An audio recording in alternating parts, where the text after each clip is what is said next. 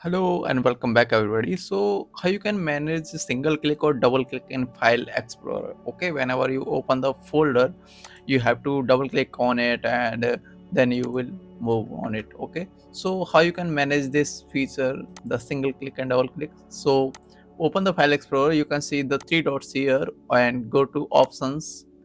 Okay, now you can see here we have click item as follow. Okay, single click to open an item, point to select, and double click and open an item, single click to select. Okay, so you can see here, if you select this option, now the one single click can open the folder. Okay, let's apply and okay, so let's suppose I want to open this one. Okay, so let's click on it. Okay, you can see I don't have to click multiple time, just single click. Okay, so just click and it will open. Okay, so that's it for today and I'll see you in the next video. Thank you for being here. If you like this video, please subscribe the channel. Thank you.